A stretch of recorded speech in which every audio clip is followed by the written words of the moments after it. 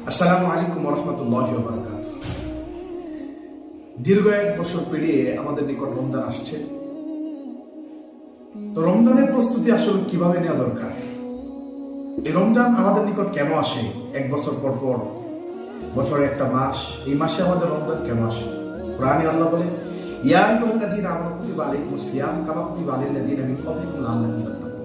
ইয়া আইয়ুহাল্লাযীনা আমানু, হে ঈমানদারগণ, কুতিবা আলাইকুমুস সিয়াম, সিয়াম আমি তোমাদের উপর ফরজ করেছি। কামা কুতিবা আলাল লাযীনা মিন ক্বাবলিকুম লাআল্লাকুম তাত্তাকুন, যেরকম তোমাদের পূর্ববর্তীদের উপর রোজা ফরজ করেছিলাম, এই সিয়ামকে আমি ফরজ করেছিলাম লাআল্লাকুম তাত্তাকুন, যাতে করে তোমরা তাকওয়াবান অর্জন করতে পারো, তাকওয়াবান ব্যক্তি হতে পারো। এই রমজান আমাদের নিকট আসে আমাদেরকে তাকওয়াবান ব্যক্তি হওয়ার জন্য, তাকওয়াবান বানানোর জন্য। তো এই রমজান আসার আগে আমাদের একটা প্রস্তুতি গ্রহণ করা দরকার। প্রত্যেকটা মানুষ কিছু না কিছু করার আগে একটা প্রস্তুতি গ্রহণ করে। এরকম রমজান আসার আগেও আমাদের একটা প্রস্তুতি গ্রহণ করা, যাতে করে রমজানের ইবাদত করা, রমজানের মধ্যে আমল করা, জিকির আজকার করা আমাদের জন্য সহজ হয়ে যায়। আর যদি আমাদের প্রস্তুতি না থাকে, অভ্যাস না থাকে আমল করা, তাহলে কঠিনকালে সম্ভব না, কষ্ট হয়ে যায়। দেখা যায় রমজান আসাতে 10 দিন, অর্থাৎ 10 রোজা চলে যায়, 15 রোজা চলে যায়। এই 10-15 রোজা পর্যন্ত আমাদের ইবাদত স্টার্ট থাকে, ইবাদত আমাদের করতে সহজ হয়, ভালো লাগে।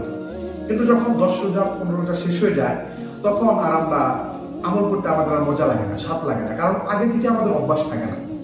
এর কারণে রমজান আসছে, রমজানের আগে থেকে আমাদের একটা প্রস্তুতি গ্রহণ করা, রমজানের আগে থেকে আমাদের একটা জিকির আজকারের ইবাদতের মসজিদে যাওয়ার একটা প্রস্তুতি গ্রহণ করা। এটা যদি আমরা করতে পারি, আমরা এই অভ্যাসটা যদি করতে পারি, তাহলে রমজান আসাতে এই যে তাকওয়াবান অর্জন, তাকওয়াবান ব্যক্তি হওয়া, তাকওয়াবান হওয়া, এটা আমাদের জন্য সহজ হবে।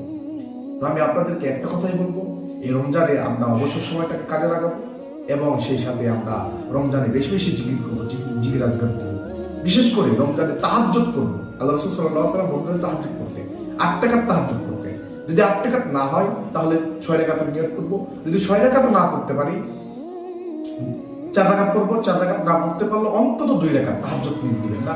আল্লাহর রাস্তে সকলে রমজান মাসটাকে কাজে লাগাবেন, তাহাজ্জুদ করবেন, জিকির আজকার করবেন, রোজা আমল বাড়িয়ে দিবেন।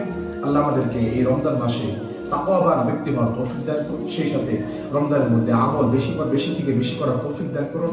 সেই সাথে রমজানে আমরা যেন পরিপূর্ণভাবে তাকওয়াবান ব্যক্তি হয়ে সামনের ভবিষ্যৎ সুন্দর করতে পারি।